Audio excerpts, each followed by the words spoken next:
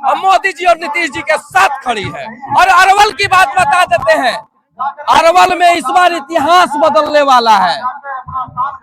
अरवल को जिस तरह से छला है लोगों ने, आज ये अरवल की जनता एनडीए के साथ खड़ी है और यहाँ का विधायक बनेगा। अरवल और कुर्था दोनों जगह विधायक एनडीए की बनेगी। जागरूक हो चुकी है, ये उत्साह बता रहा है।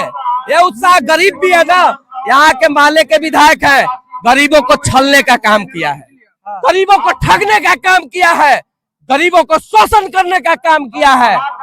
यहाँ की जनता जो है अरवल जिला के गांधी मैदान में आए हुए हैं, जहाँ एनडीए कार्यकर्ता का सम्मेलन पांचों दल का हो रहा है। हम जानने का इनसे प्रयास करेंगे। सर, आपका न्यूज चैनल में स्वागत है। बहुत बहुत धन्यवाद। सर, कार्यकर्ता सम्मेलन में इसको लेकर क्या बताइएगा सर? ये कार्यकर्ता सम्मेलन जो है, ये आगाज है। कार्यकर्ताओं के अंदर में जोश जुनून जो है, 2025 का जो चुनाव होगा, 2025 का चुनाव दोनों अरवल जिला के दोनों विधानसभा जो है भारी मतों से विजय प्राप्त करेगा एनडीए गठबंधन। और मैं बता देना चाहता हूँ, एक कार्यकर्ता जो सम्मेलन है, ये सम्मेलन पूरे विपक्षियों का हवा उड़ाने वाला है। ये जो महागठबंधन जो है, ये कार्यकर्ता सम्मेलन में धज्जियां उड़ जाएगी, उनको समझ में आ जाएगा। ये कार्यकर्ता सम्मेलन जो है, ये कार्यकर्ता सम्मेलन ये आभास कर दिया है कि 50,000 वोटों से हम लोग जीतने वाले हैं इस विधानसभा। और जो ये यहाँ पे जितने हमारे जो आज वर्तमान में विधायक हैं, उनको ये समझ में आ चुका है कि मेरी डिबिया गोल होने वाली है।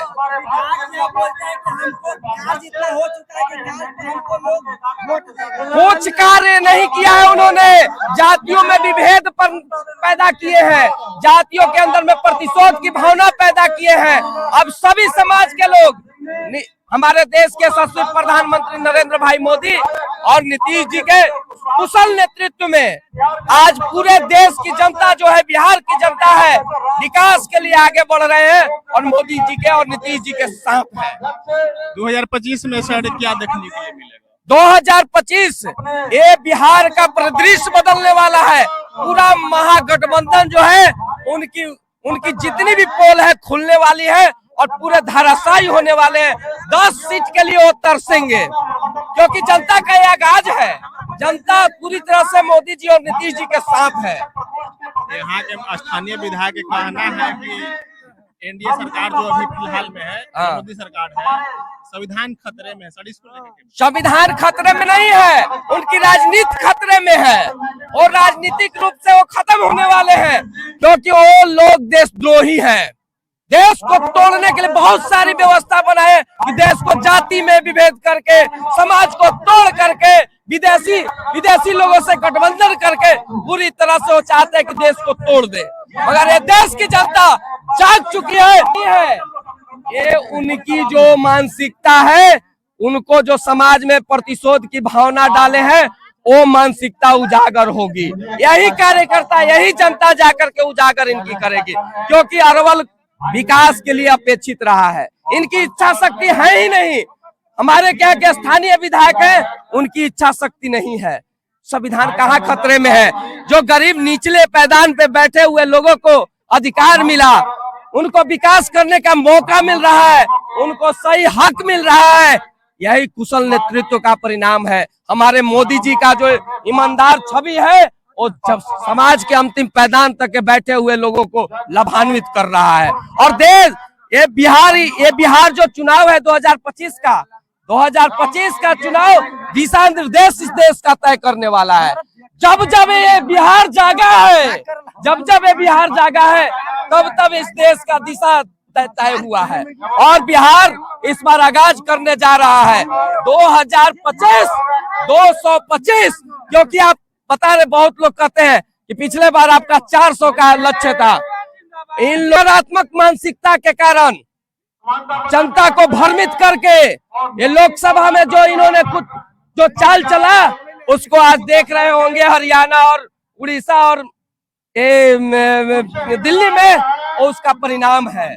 वो जनता जान चुकी है कि हमें भर्म में डाल करके नहीं तो अब अभी उनकी मानसिकता को जान गई है। उनसे अपेक्षा था मगर केवल उनकी कमीशन खोरी और चंदा चोरी का जो खेल है वो जनता जान चुकी है। वो गरीब का झोपड़ी वाला जो है व्यक्ति वो सोचता था कि माले हमारी बात करती है और माले जब आएगी विधायक बनेगा तो हमारा कल्याण होगा। और आज अरवल की जो जनता है, अरवल विधानसभा की जो जनता है वो ठगा हुआ महसूस करता है।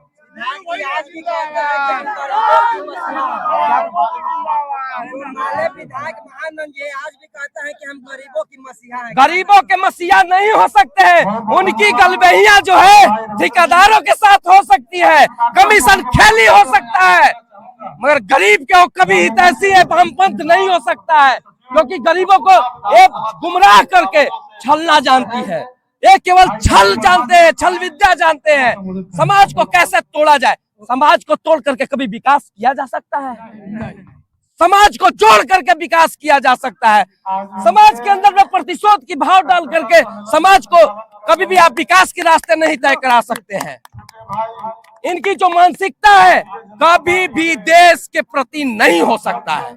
एक कांग्रेस मुक्त इस देश की जनता करेगी और कर दिया है। आप देख रहे हैं, देख रहे होंगे आप कि पूरी तरह से ये बिलबिलाए पड़े हैं।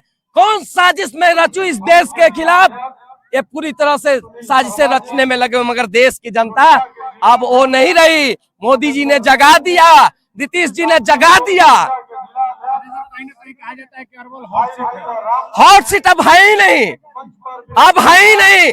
महानंद जी अपना जमानत नहीं बचा पाएंगे, मैं दावे के साथ कहता हूँ। ये अरवल की जनता उनके असली चेहरा को समझ चुकी है। ये निष्क्रिय लोग हैं। इन लोग केवल चंदा चोरी कर सकते हैं, कमीशन खोरी कर सकते हैं, कभी भी समाज को कुछ देने का काम नहीं कर सकते। के प्रत्याशी कौन होंगे? क्या है कि तमाम लोग अरवल में खड़े हो रहे, उम्मीद लगा रखे हैं कि टिकट हमको मिलने जा रहा है। ये जो है, ये जो आप दृश्य देख रहे हैं, ये साफ जाहिर हो रहा है, ये साफ जाहिर हो रहा है कि लोगों का हुजूम है, लोगों का साथ है एनडीए के साथ में।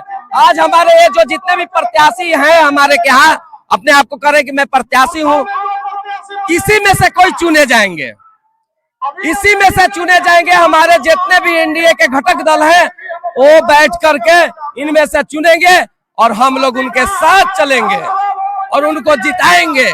यहाँ तो राजद दावा कर रहे हैं कि हम इस